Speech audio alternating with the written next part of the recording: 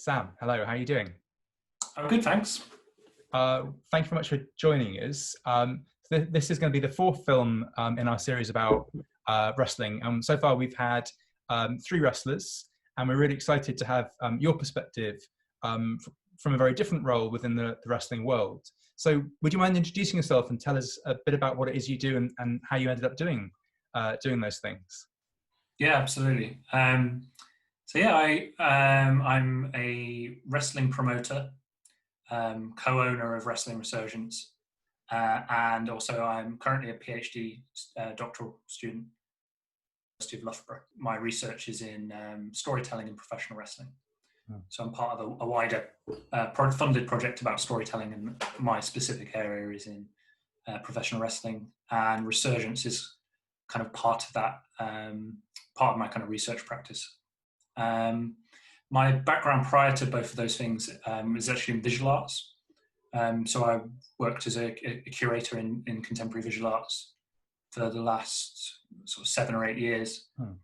Most recently in a gallery situation, Attenborough Arts Centre in Leicester, which is one of the venues and the place where Resurgence actually started as a project. I come into the kind of theatre and wrestling world from that perspective. My curatorial work, I had a kind of interest in the body.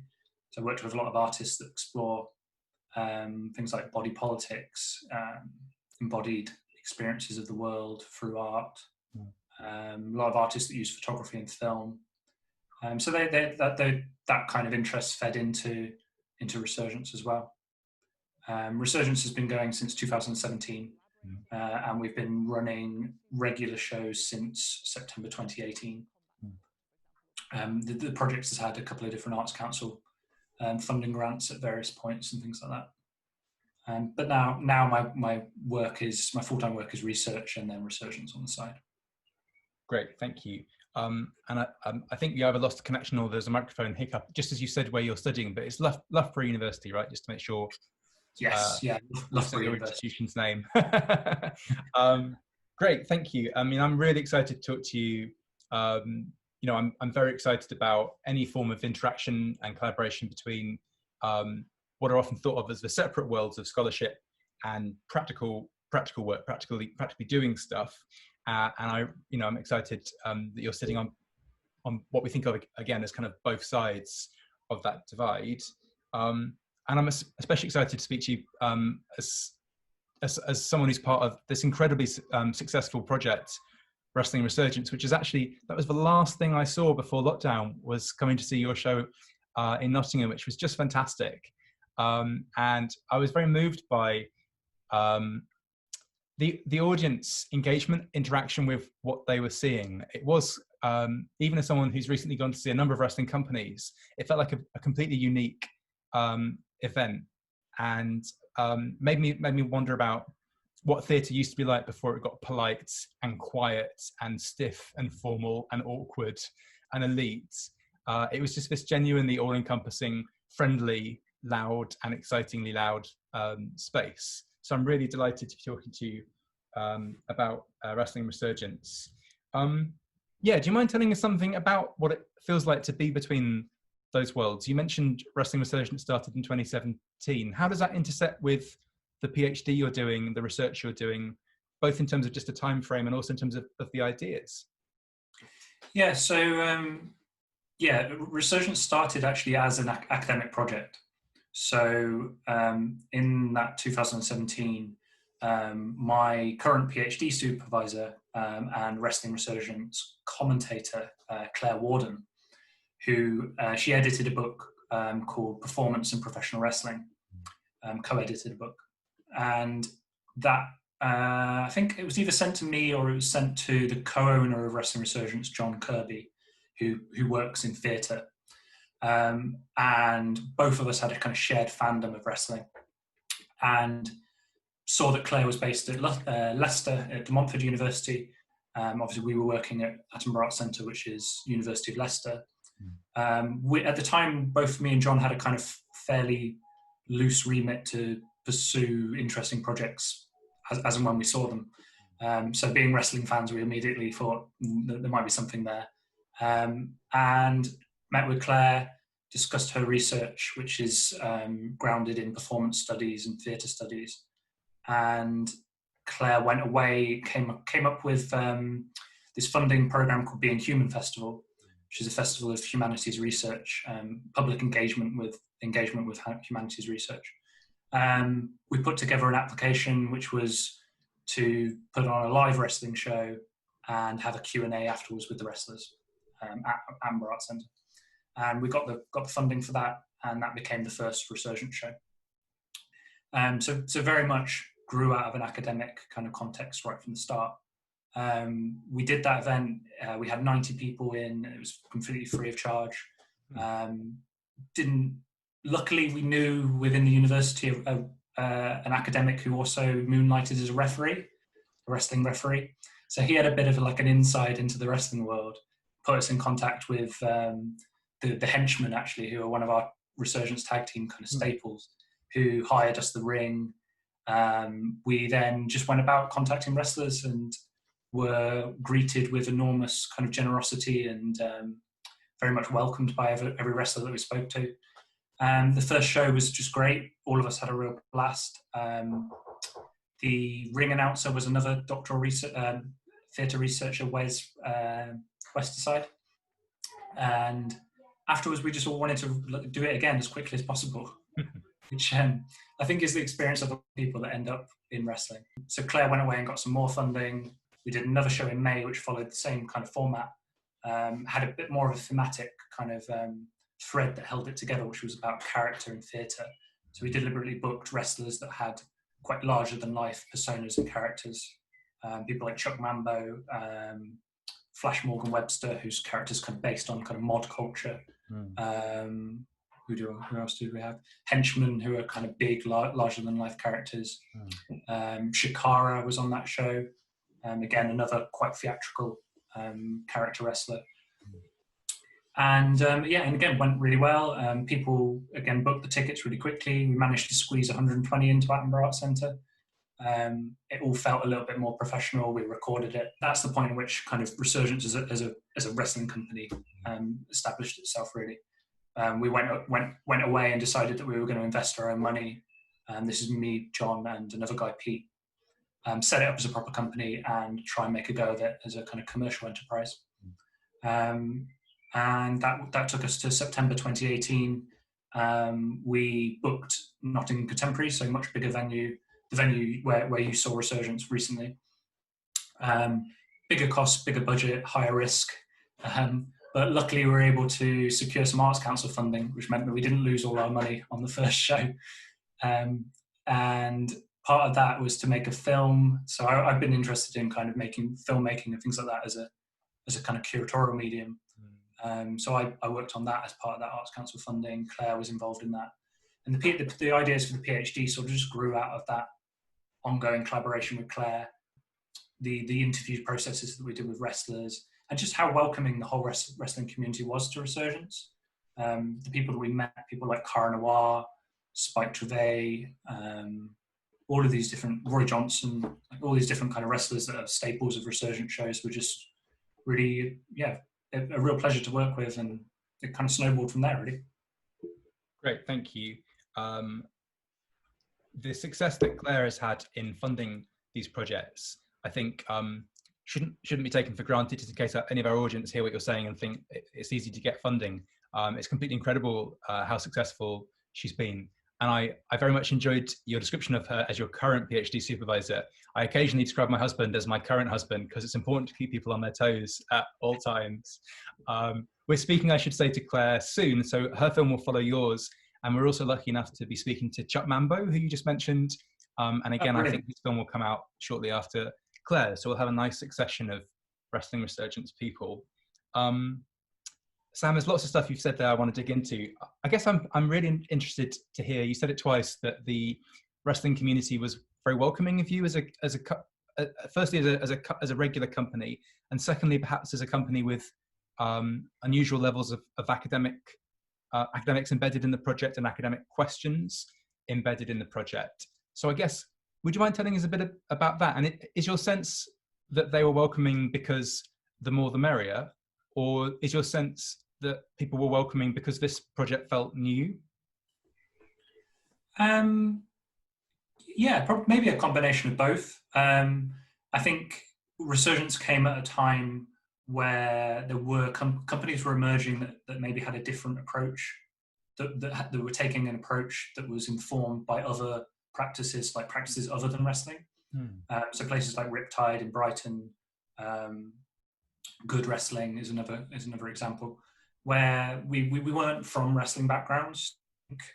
Early on, a lot of wrestlers found our approach, the level of professionalism that we took, for instance, was something that I think ingratiated us a lot quite quickly with wrestlers. Is the structure of the organization, our ability to use skills that we had from other different events and arts practices and apply them to wrestling. And I think how seriously we took it. Like Resurgence is a very fun promotion, but we're quite serious about being a fun promotion, if you know what I mean. And we gave, particularly the first 3 events, we had kind of Q&A elements. And I think wrestlers like to talk about wrestling, like in the way that you've found, I'm sure, with this series. And people take wrestling really seriously, and it is something that should be taken seriously. And I think given a platform in order to do that, was something that was really welcomed. And it's generally just a very friendly environment to work in most of the time. Certainly, that's been our experience of it. Compared to, say, my experience in other different art forms, wrestlers are very generous, very easy to get along with, laid back, passionate about what they do. Yeah, that kind of thing, I think. Yes. I think as well, Resurgence, the treatment that Resurgence applied to the shows, like I think our aesthetic, the use of the venues, like the theatre venues with the theatre lighting and high attention to kind of the presentation and things like that. I think that all goes down really well when you're working with artists and things. And is that the key way you define your aesthetic in terms of lighting, or are there other examples of what's unique to Wrestling Resurgence's aesthetic? Yeah, so I guess our ethos is to be quite story focused, and we're quite character focused, and also I guess there's an element of lightheartedness as well, not taking ourselves too seriously perhaps, but I think particularly the story elements were really good in terms of engaging wrestlers. Like right from the start, we're like, oh, what can we do? How can we tell a story? How can we convey to the audience that wrestling is fundamentally about storytelling? And yeah, I think so a lot of the wrestlers that we worked with like to be challenged. So it wasn't just you've got 10 minutes, here's the finish, go away and do it. I think we were a lot more open. We're a lot more open in terms of being open to ideas. We encourage wrestlers to pitch ideas to us. Yeah. Things like our fairly successful storylines like Cara Noir and Spike really are, we facilitated, but the content of that story is led by those two. So creative freedom and things like that for them to.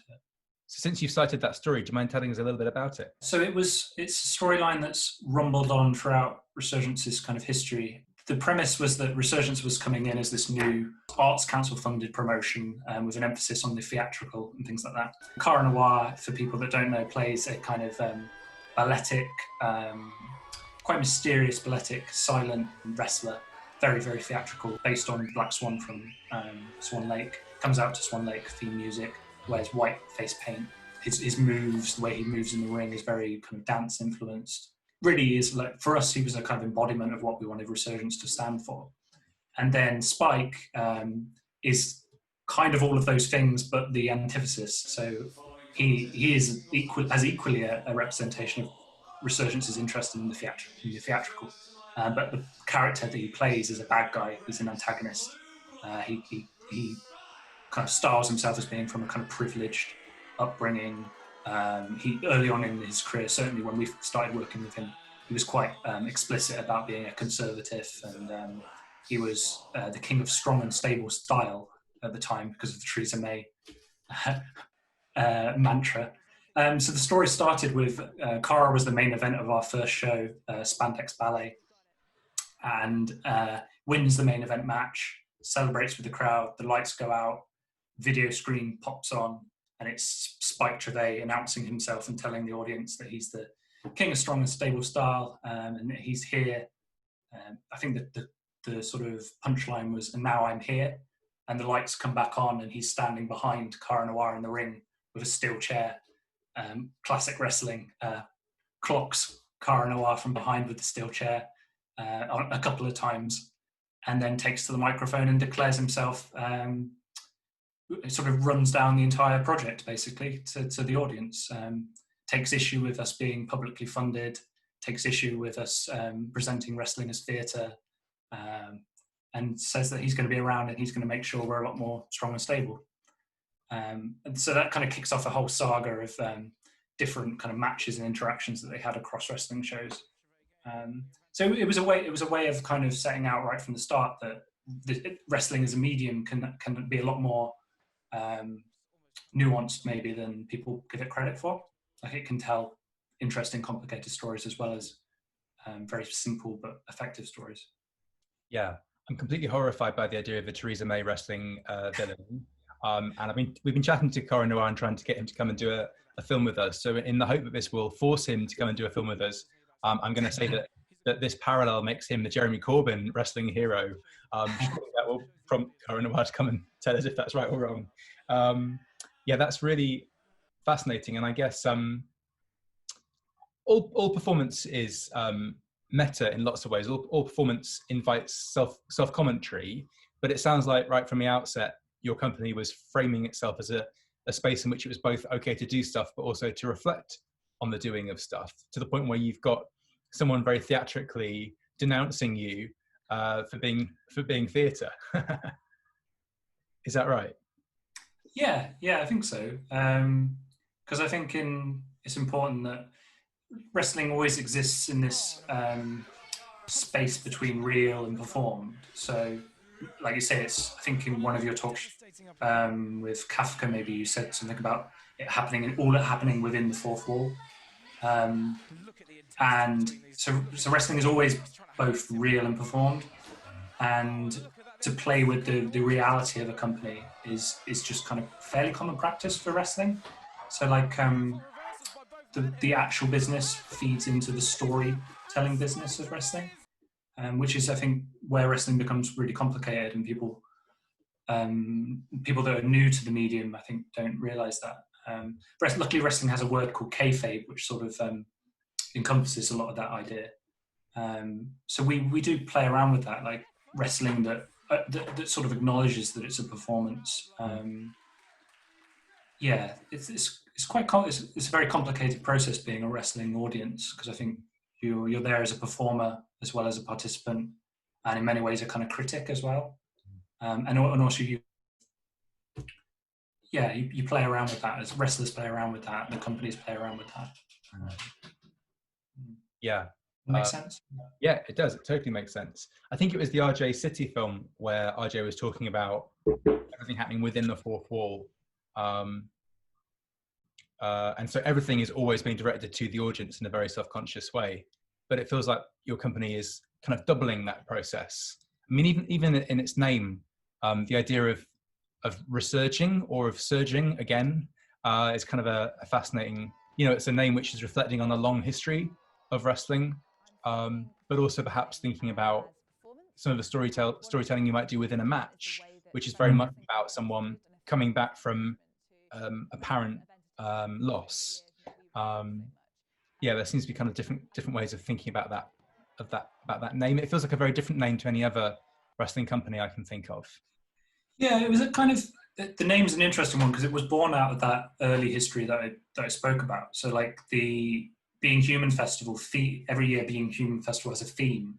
So the theme for that year, I think, was history and something. Claire will probably remember better the next one. It was something to do with like history and connecting the history with the present. It might have even been history and resurgence or something like that. Okay. But we took that as the brief to be, well, resurgence wrestling had been going through a resurgence this is the like wrestling as a whole in the UK in particular.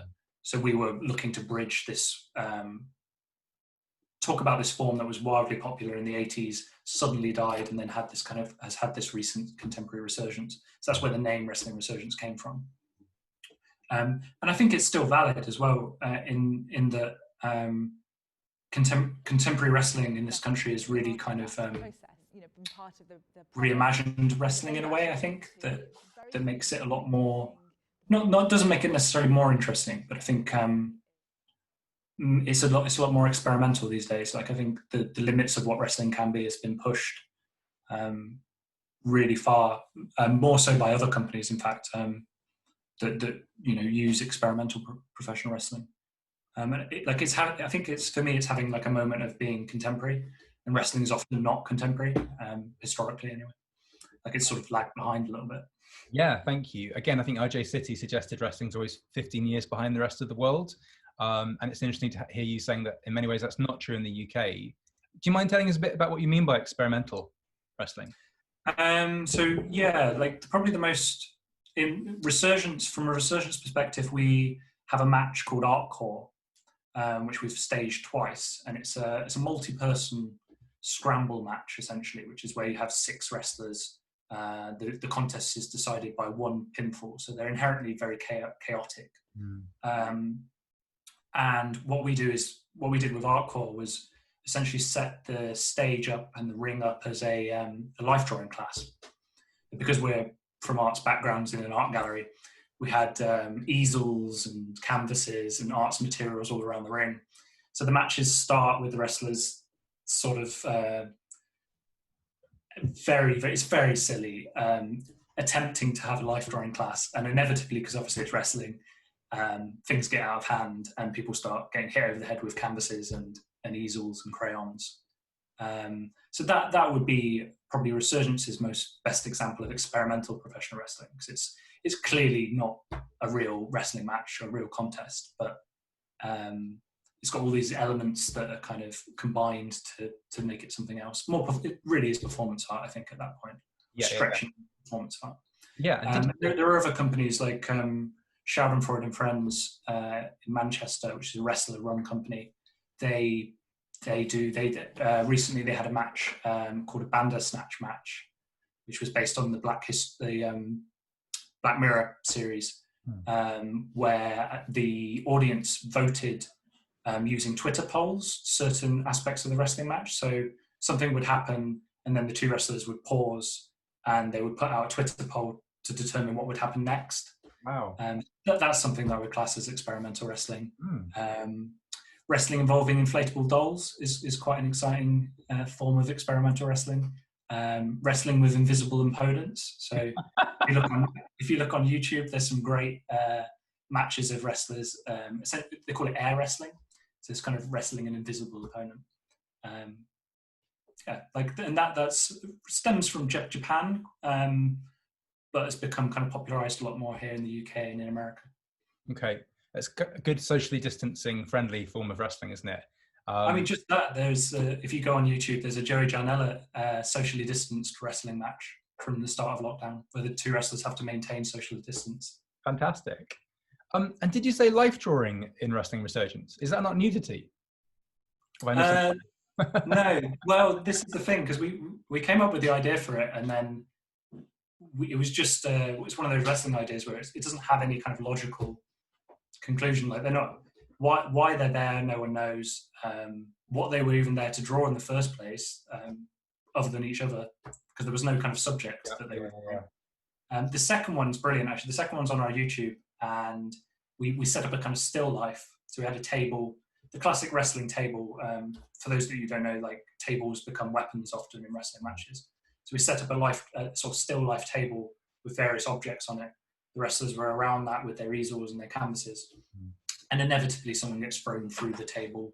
The objects on the still life, like I think we had fruit and things like that, became weapons within the match.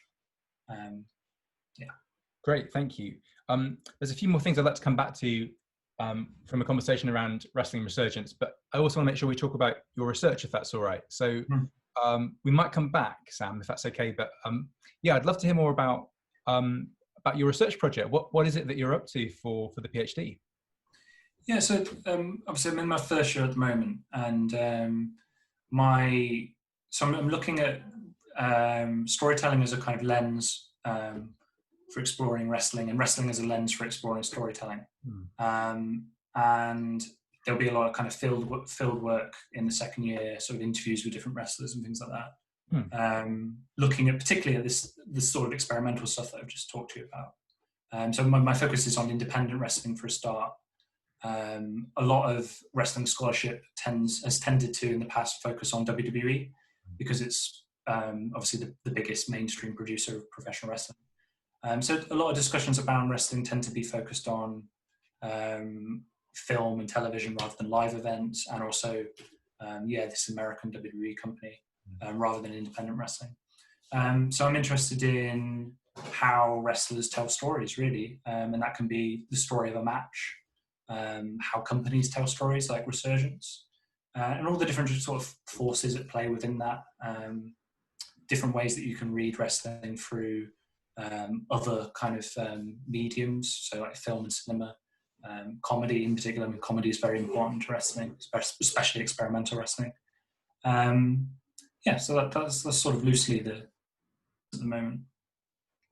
And does that mean you're therefore tracking contemporary changes or the contemporary scene? If you're working through field work, is it essentially a non-historical project, or are you thinking also about past history? Yeah, charting the kind of development of independent wrestling, to an extent, to sort of set the kind of context and how it emerges in the early sort of 2000s, and then looking at things like transmedia storytelling and the impact of sort of technology on independent wrestling. Yeah, because it kind of a lot of the stuff that we're talking about comes along at the same time as so the development of things like YouTube as a platform, the affordability of kind of digital recording equipment. So wrestling has always existed as a sort of subculture, a community of kind of practice that's outside of mainstream kind of arts infrastructure and things like that. So the role of wrestling fans become wrestlers, become producers and makers of wrestling. So that the role of that kind of fan and enthusiast approach to making art and things like that is really important. Yeah.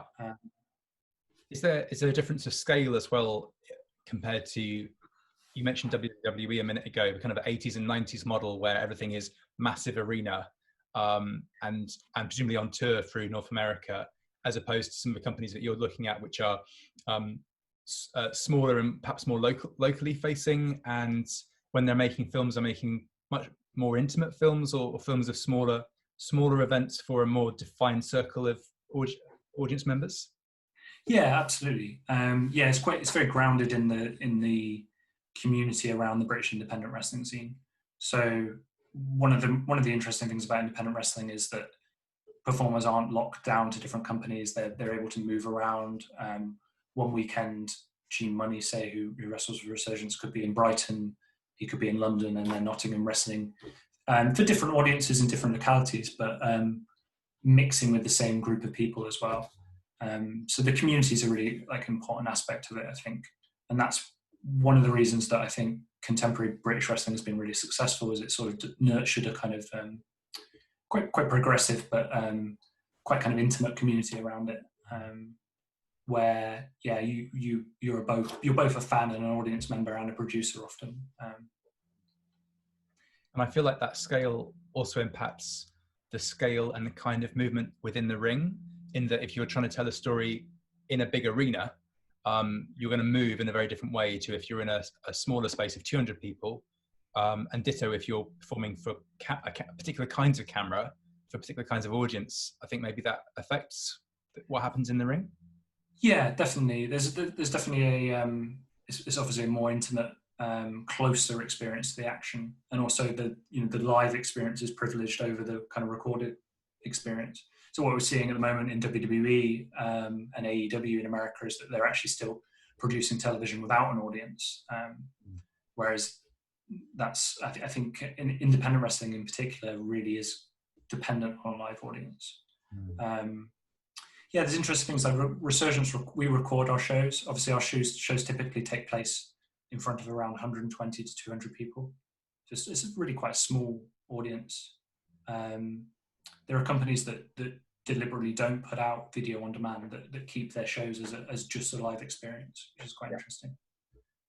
You mentioned making films as I think you called it a curatorial medium, and I'm aware that Claire, certainly at the event I saw, Claire was recording commentary for a film. So do you mind telling us a bit about that? Both as is that a kind of is one of the functions of that film to serve as a kind of academic document, or a document that can serve academic needs, as well as just disseminating and sharing the show to fans and to audiences?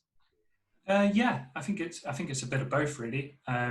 We film all of the Resurgent shows, and Claire is a commentator in the performative sense. So she plays a wrestling commentator, and it's another kind of layer. So one of the ways that I'm thinking about storytelling in wrestling through my PhD is this idea of sort of concentric circles of storytelling around matches.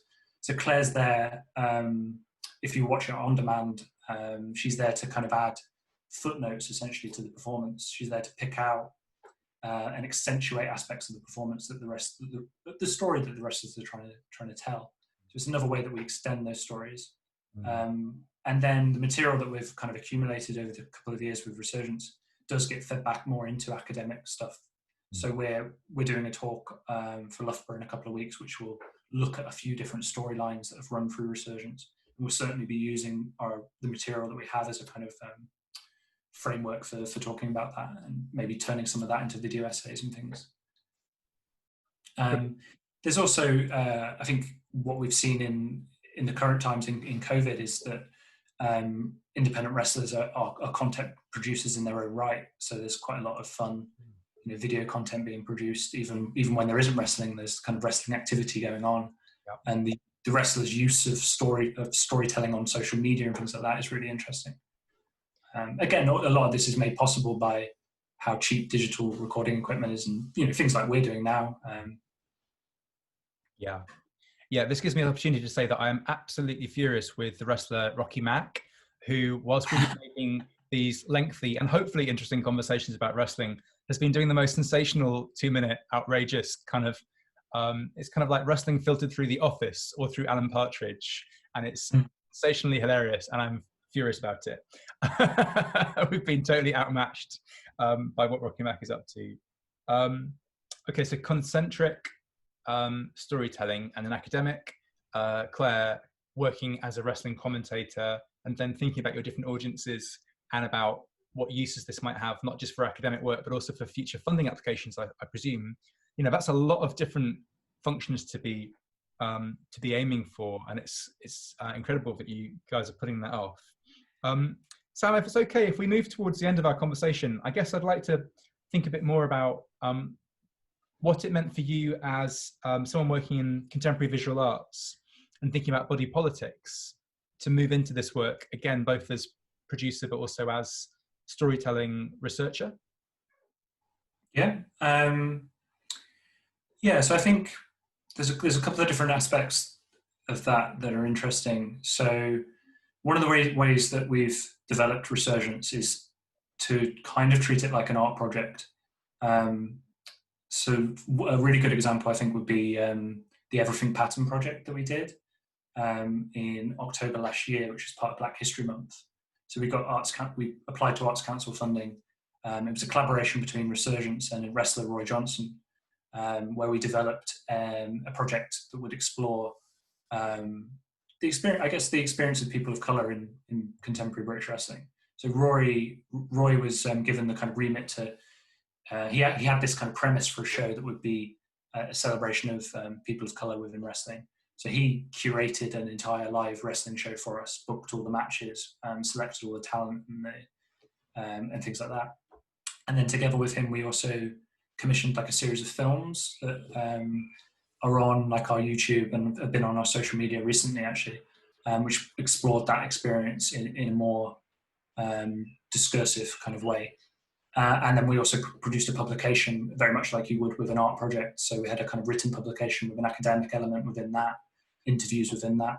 So it was one of the ways I think about my art practice in terms of embodied politics and things like that as relating to wrestling, is to think of wrestling as an art, as an art form in its own right, and treat it, as such. And I mean that in the kind of broader sense of the word, if that makes sense. So like having elements like, being able to apply for funding, being able to commission people to make films, to make publications, the kind of surrounding stuff that kind of enlivens art practice and things like that. And that's something that we definitely want to continue doing. We've got various different kind of funding applications on the go. One of the ambitions is to make Resurgence a not-for-profit, and develop it more along the model of an art organization rather than as a wrestling company, I guess. Then the other aspect I see is, as a curator, I kind of think of wrestling shows as kind of curated events.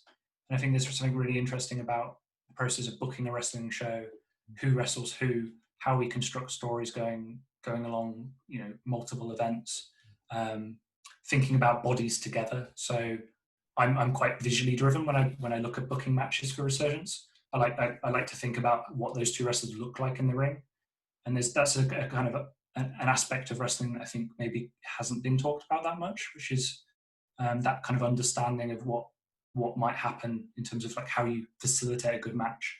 The wrestling matches don't just kind of happen; they're not just thrown together. There's quite a lot of thought that's put into the relationship between those two bodies and those two practitioners, essentially.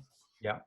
Sam, do you mind? That's fascinating. Do you mind telling us a little bit more about that? What will you be thinking about when you ask yourself what two wrestlers will look like in a ring? Are you looking for contrast, or?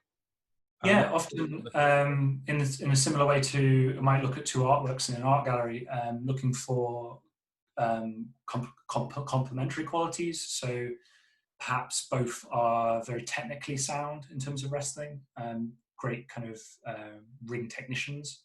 You kind of, when you put two ring technicians together, you have a kind of hunch of, you know the sort of match that you might get, but then also like contrasting characters. So one of my favorite Resurgence matches is Gene Money versus Jimmy Havoc, which was essentially Jimmy Havoc is known as a hardcore deathmatch wrestler. So he's a wrestler that's used to using a lot of objects, a lot of quite violent kind of techniques and moves and stuff like that. And then Gene, particularly at the time when this match took place, was a much more lovable, kind of light-hearted comedy character. So that match inevitably explored Gene's terror at being put in a situation with this ultra-violent opponent. And then you kind of know when you book a match like that, you have a hope that certain things will happen, and then you're sort of setting a scene, I guess, for those two wrestlers to play around with. So that's a couple of examples of how I think about booking. Yeah, there's other things as well, like physicality is an interesting one to play around with. Intergender wrestling is really interesting, which is something we do a lot of Resurgence. What happens when a man and a woman step in the ring together, and how that kind of changes the performance dynamic, and does it have to, or questions like that. Great, thank you. I'm a bit worried I'm going to end with a really stupid question, so forgive me if it is stupid, but like one of the things that has really fascinated me as someone who's only really engaged with the contemporary wrestling scene fairly recently is the thing that you started by pointing to, which is how welcoming and friendly it is. And I think I'm right in saying that Wrestling Resurgence is considered to be, a particular pinnacle of this in its inclusiveness and its friendliness. And the thing that really fascinates me is this idea of telling these stories which are about violence and often involve characters whose sole aim is to cause anger, and how do all those things work is the question I guess I'm fumbling my way towards. Like I say, I don't know if that's a terrible question or even if I've articulated it very well, but what do you have something going on there? I mean, you can't escape the violence. It's inherent. Like if there was kind of an overriding quality to wrestling as a medium, it would be violence. But I think ultimately what you have is, what people can appreciate is that it's like a performed violence. That doesn't mean that there aren't, there isn't actual risk and things like that. But ultimately, it's a process of care as well. So like some of the most profound moments for me in wrestling is like watching two performers deliver a match that is just really physical and violent, but at the same time are looking after each other and protecting each other and caring for each other. So there's something really, really quite interesting about that. I think the appeal is that there's this sort of Claire would put this in much better words than me, but there's this kind of process of working out that ultimately ends, like the terms in which these feuds and battles take place is in this kind of like quite inclusive environment. So I think it's sort of this like I think a lot of political issues would be better resolved in wrestling matches, if that makes sense. Like we work out our disagreements, but at the end of the day, we come together and we're actually working together, I guess. Yeah. Yeah. I'm not sure I have an answer to that, but that's definitely one of the endearing things about wrestling for me is just how kind of complicated it is once you start to pick into it. Yeah, absolutely. I suspect I've asked the question doesn't really have an answer, but yeah, it's an experiment in what the body can do, and it's an experiment in what multiple bodies can do together in front of other bodies which are emotively and perhaps also physically kind of empathizing and sharing in the various emotions that are being began from the two people wrestling in the ring. And so often matches end not with resolution, but with irresolution. And I guess I'm really interested in what audiences are getting from those stories and what keeps them coming to not just storytelling, but the physical and the emotional proximity of what wrestling gives you as an audience member. I think because struggle is so important in a wrestling match, like the struggle of the two people to the kind of wider struggle to achieve of trying to achieve something, of trying to control a match, control a situation, and ultimately failing to do that.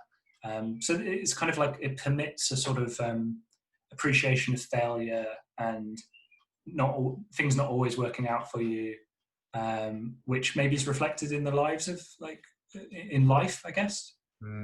So not to make wrestling too profound or anything, but well, people go and see it for a reason, don't they? And whether it's directly making you think things or not, it is bringing you closer to a lot of those issues. And I guess I also like how Kafka said it was just the wrestling was trash as well in his talk. Yeah, but it's profound trash. Yeah. Sam, thank you. There's a Resurgence show title in that, I think. Oh, well, I expect a cut of not-for-profit proceeds when that happens. Sam, this has been really, really helpful conversation. Thank you. The appreciation of failure is a phrase for us all to live by, I think, and inspiring words at this particular historical moment. Yeah, you've given us so much, helping us think about wrestling from the point of view of a promoter, of a co-owner, of someone invested in storytelling, someone from a contemporary visual arts background. I think the thing I really want to pay tribute to Wrestling Resurgence, in addition to other things we've already talked about, is that idea it has of co-authoring with its performers. I think that's really evident in the work that you guys do, and ditto co-authoring with your audience. I think that's fascinating. So empowering people to tell stories and also to make inquiries. You were talking about the Roy Johnson work. I think, again, that's a really good example of what you guys do, of just handing over the reins to people to show you new things, again, in a way that's sort of what these films are about, just handing over to other people and being there to learn. Yeah, I mean, I'm just fascinated by, because wrestling matches are so improvised that they're kind of made anew every evening, if you know what I mean. So I think there's really something in that that's quite interesting as well. Made anew. Can you tell us a tiny bit more about that before we wrap up? Well, they're not. I think there's a common misconception that wrestling is in some way scripted or written down. Really, wrestling matches evolve within an hour to an hour and a half before the doors open and the show starts. And often they're two people that have not met each other that have a kind of shared language of wrestling. And it, you could never recreate blow for blow a wrestling performance. Every single wrestling match is unique. And I think there's something about it always being made in the contemporary and made in the moment that I think is really interesting. And that has, and also that, like you said, that co-authorship, that co-creation. Wrestling events are spaces where a lot of different people from different backgrounds come together and co-create a performance or a spectacle. Yeah, that's super interesting. Sam, it's been a great conversation. Thank you very much for sharing with us everything that you know. And we'll all look forward to watching out for more Wrestling Resurgence when we're on the other side of the crazy world that we're currently in. Yeah, fingers crossed. Thank you. Thank you. That was really, really enjoyable.